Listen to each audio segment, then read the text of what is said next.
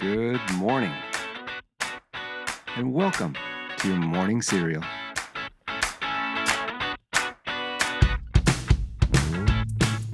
Okay, good morning and welcome to Wednesday. Today is Heritage Day.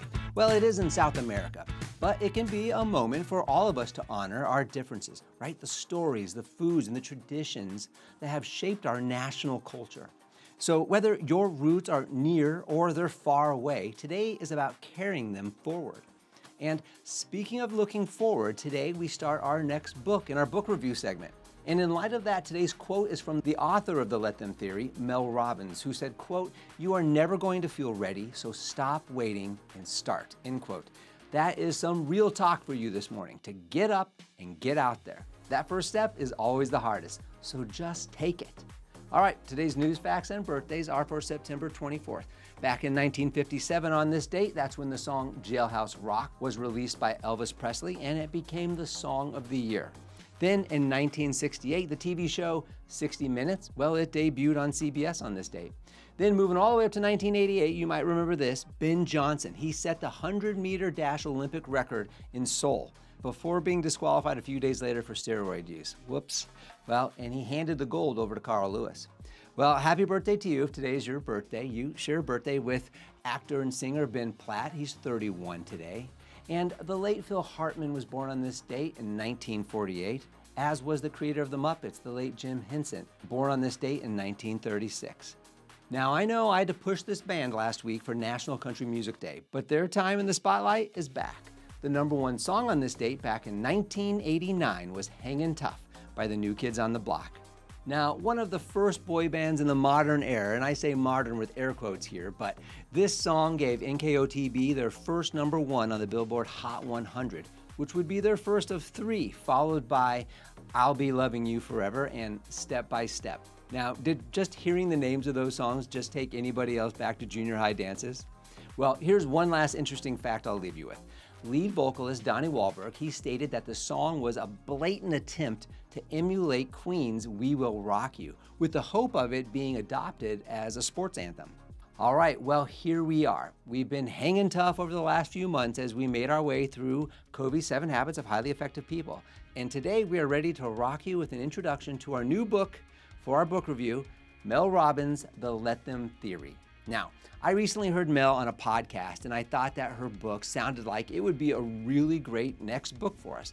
It's something that's much more contemporary, and it's from a female with a great story of perseverance. So, Mel Robbins, she introduces the Let Them Theory as a mindset that helps people detach from the exhausting need to control others and worry about what they are thinking about us.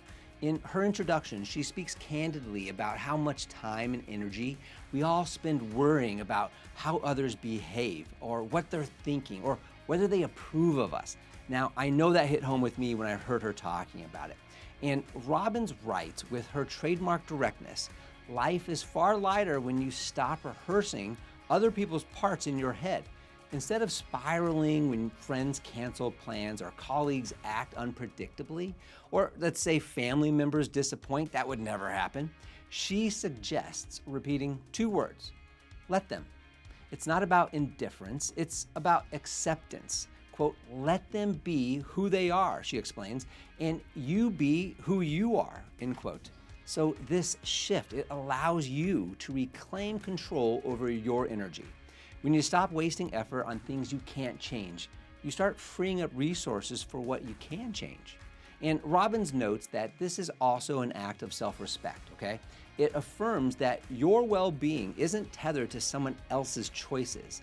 And she also emphasizes boundaries. Letting people be who they are doesn't mean you allow mistreatment. It means you enforce your standards calmly while refusing to carry the emotional baggage of others' behaviors.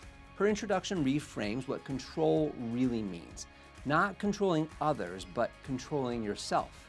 When you, quote, let them, you gain clarity, calmness, and confidence. Okay, here is your first takeaway. Life gets lighter when you stop over-managing others and instead put your energy where it matters, your choices, your growth, and your peace. All right, So today, honor where you've come from, then give yourself permission to let others think whatever they want to think. You just do you. Hey, thanks for listening to Morning Cereal today. We'll see you back here tomorrow, and as always, have a fantastic day. Don't forget to follow and subscribe to the Morning Cereal podcast on the One Life Live It channel. You can find more episodes and videos by visiting our YouTube channel and the website at Sean Inglis and at SeanInglis.com, where you can also follow our other podcasts, the Mr. and Mrs. Inglis podcast and the Life Happens podcast. In these other podcasts, we'll dive deeper into everyday issues, self-improvement and well-being, business and finance, and we welcome special guests too. So join us. It'll be a good time, I promise.